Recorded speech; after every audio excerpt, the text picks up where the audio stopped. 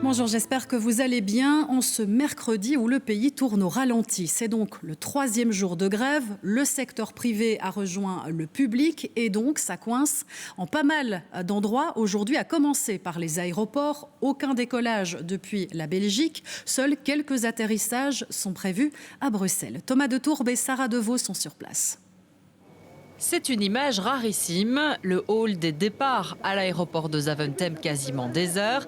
Aucun avion ne décollera du tarmac bruxellois aujourd'hui. Situation plus calme que d'habitude aussi du côté du hall des arrivées. Plus d'un vol sur 2 est annulé. Une surprise pour certains passagers qui apprennent la grève à l'atterrissage. We don't have bus, we don't have train, we just have to move with low service. So for that we're gonna move. Because we want to stay chill the holidays. Mais la plupart des voyageurs semblent au courant de la grève en cours. We knew it like 3 days before we fly.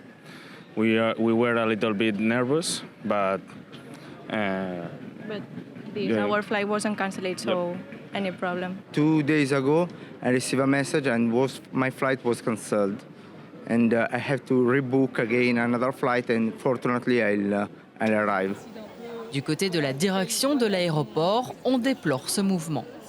Nous avons été informés qu'une grande partie du personnel externe en charge de la sûreté et de la manutention se joindrait aujourd'hui à l'action syndicale de ce mercredi. Il y avait 409 vols prévus aujourd'hui, 206 au départ qui ne pourront malheureusement pas du tout être opérés. Et il y a aussi un impact à noter au niveau des arrivées. Il y a seulement 93 vols qui pourront atterrir ici à Brussels Airport sur les 203 qui étaient prévus.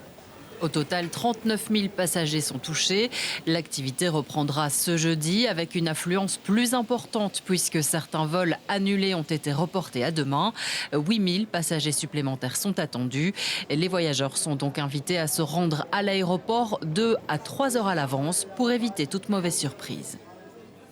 Et je vous le disais, le secteur privé est donc en grève aujourd'hui. Certaines entreprises sont à l'arrêt avec pas mal de points de blocage dans plusieurs zonings. C'est d'ailleurs le cas à Charleroi où vous vous trouvez, Loïc Ayoub. Oui, exactement, tout à fait. Nouvelle journée de plus au ralenti en Belgique avec, vous le voyez, ce point de blocage. On est à Jumet, précisément, à côté en fait de l'aéroport. L'entrée de ce zoning est totalement fermée depuis 5 heures ce matin. Et ce point de blocage sera levé à 14 heures. C'est en train de se terminer à l'heure actuelle. Il reste quelques dizaines de personnes toujours bien présentes devant ces barrières, devant ces piquets, avec évidemment des slogans, des banderoles que vous pouvez peut-être lire. On a pu y lire notamment « Les travailleurs méritent le respect », sorte de réponse syndicale aux mesures prises par l'Arizona. Et puis la circulation du rond-point où je me trouve a été perturbée, notamment ce matin. On arrêtait des voitures pour distribuer des tracts. Cela dit, difficile ici pour l'instant de mesurer l'impact sur les entreprises, mais aucun travailleur ou presque n'a pu entrer dans ce zoning-ci. Je vous propose d'écouter à ce propos Roméo Bordenga, permanent FGTB, et Grégory van der Smissen, permanent CSC. Ici sur le zoning de Jumet, on a quelques entreprises phares comme la Sabena Engineering, on a ici Hitachi, on a quelques entreprises importantes de la région. Et donc voilà, nos délégués, nos militants, les travailleurs viennent en sympathie, on distribue des tracts, un petit café, on explique pourquoi on est là, mais il n'y a pas beaucoup besoin d'expliquer, les gens savent exactement pourquoi ils sont là. Est-ce que vous le ressentez, ça, une mobilisation de ce secteur privé aujourd'hui Oui, bien sûr. Donc ici, il y a tous les secteurs qui sont mélangés, tant au niveau de la CC que des collègues de la FGTB. Donc nous avons des métallos, nous avons des agents des postes. Donc oui, effectivement, tous les secteurs sont mélangés. On voit cette transversalité, cette solidarité. Réaction recueillie par Loïc Ayoub. Merci à vous.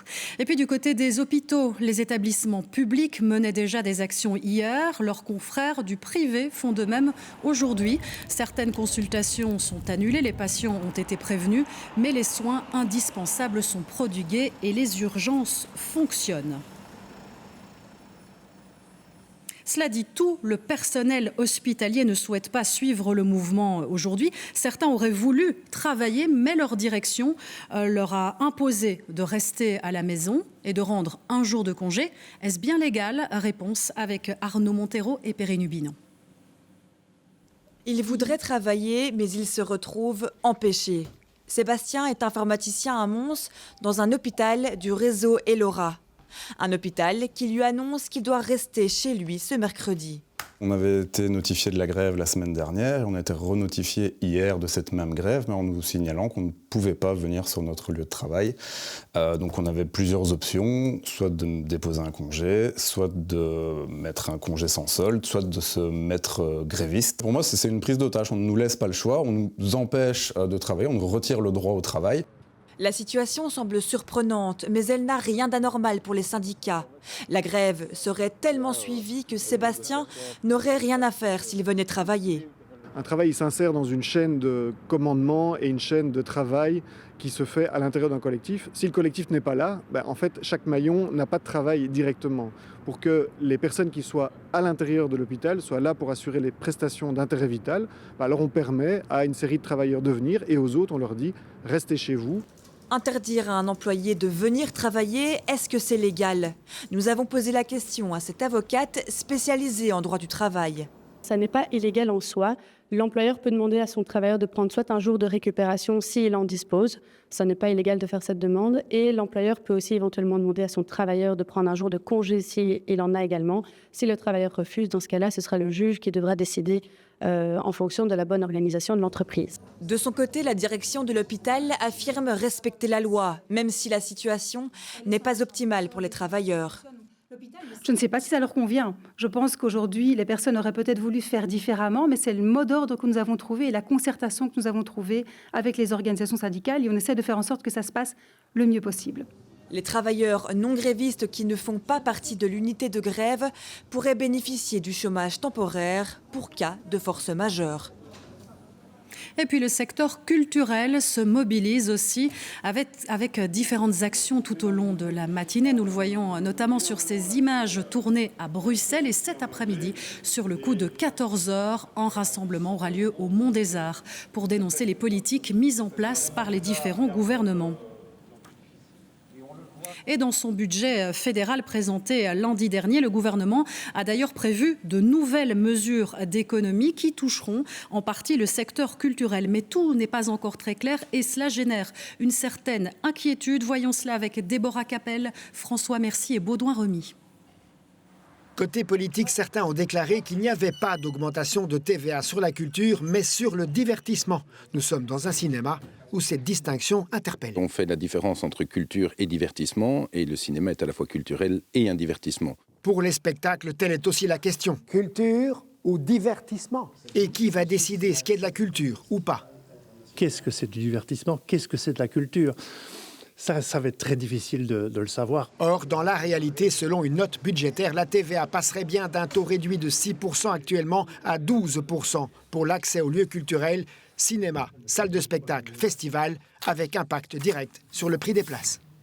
On n'aura pas le choix, puisqu'on doit reporter sur le spectateur le coût réel du spectacle. Si on augmente notre TVA, on va devoir augmenter les tickets. L'autre option, c'est la perte de recettes pour l'organisateur. C'est-à-dire que nous allons devoir accepter de moins gagner ou d'avoir moins de rentrées, effectivement, pour que le spectateur ne paye pas plus cher.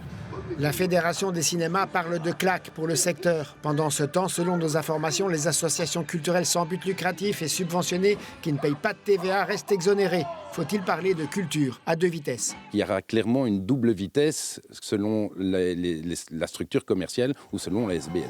Par contre, les opérateurs subventionnés assujettis à la TVA seraient bien concernés par la hausse de la TVA. C'est le cas des festivals, entre autres, qui dénoncent un festival d'augmentation. Oui, la mesure pourrait toucher les festivals à 4 niveaux. Premièrement, via la hausse du prix de ticket. Deuxièmement, la hausse de la TVA sur la nourriture, qui passerait aussi de 6 à 12%. La hausse sur les softs, les boissons non alcoolisées, qui passerait aussi de 6 à 12% dans les festivals. Et enfin, sur les campings, puisqu'on a beaucoup de personnes qui logent aussi sur les festivals, qui passeraient de 6 à 12%. Le secteur culturel dénonce donc une attaque contre la culture et demande des ajustements et des exceptions. C'est quand même essentiel, quoi.